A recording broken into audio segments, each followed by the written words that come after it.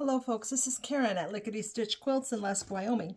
We're going to have a pattern, kit soon for this Quilt Fox design pattern. It's called Spring in the Suburbs. And it's a beautiful quilt. It has batiks, it's made with batiks. And when you're cutting this one, I just wanted to give you a little bit of a hint about what I'm doing to cut these, because the pattern requires you, it tells you to I'm going to just show it to you here, to trim the corners off of the squares. And there's lots of the squares, and there's right? like 260 or something. So anyway, I just made myself, I wanted to show you, I made myself a little template that's the same shape as my piece that I'm going to end up with. Okay. So this is the template. In the pattern, does it have a full size? No, it doesn't. It tells you how to cut it. Okay. So I'm going to show you here, where's my cutter, what I'm doing. And this way I can cut a couple at once. So I'm stacking them up real exact. And then I took my template that I made and taped it to the bottom of my ruler with the edge along there that I want to cut, because I like to cut always along a ruler so I can cut really straight. So can you see that I put my template over? I'm making a shadow, but I can't seem to get away from it. I put my template over my fabric, okay. And then I stacked a few on top of each other, and then I can just trim along there. And then I'm going to turn it, put my template back on there again on my piece, and trim along there. So there I've got my piece that I need, and I don't have to figure it out every time. So I'm going to just show you one more time how I do that with this piece. You just want to make sure, if you're stacking several up, that you're stacking them really exact.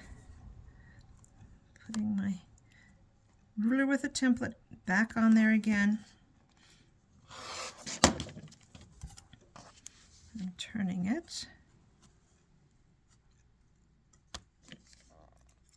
And so that was that one. Now there isn't two other templates in here, or two other pieces that they have you cut with a template.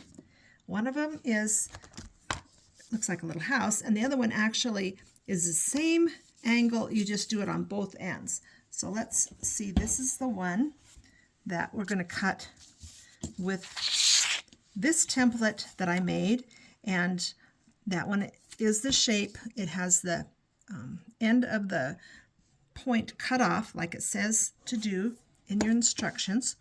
So here's my piece. I've got a couple stacked up, and this one I'm lining up the bottom with the edge of the square there. Okay, that way. And then I should have done this the other direction so that I didn't have to move it, because that's the way it's much more efficient. Okay. So this is how you would have done it to begin with? Yes, I should have done it like this, and then I could have done it in both directions. Okay. Okay. So that's my small piece. Then my other piece is going to come up with this shape. So it has the points on both ends. And I've got several of them stacked up here, you'll see. And so this one, I'm lining up that flat point with the end and the sides there. Got the sides lined up. I'm going to do it smart this time. I'm going to turn it first. So, lining that up. Okay. Trimming those ends off. But it's just making this template and putting it on the bottom of your ruler, taping it to the bottom of your ruler, that makes cutting these shapes so much easier. It's not even a big thing. Otherwise, it's kind of daunting to look in your pattern and see, oh, I've got to cut, so many of these shapes. Right, when it's like 260 of them. Yes, so these are little scraps, but then your shapes are all cut. I'm going to show this pile that she's already got done here.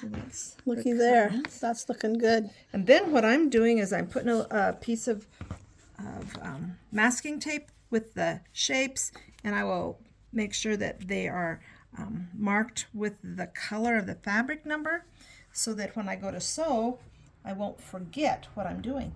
So hope that helps you as you're making this Spring in the Suburb quilt or any other quilt that requires a template. Thank you.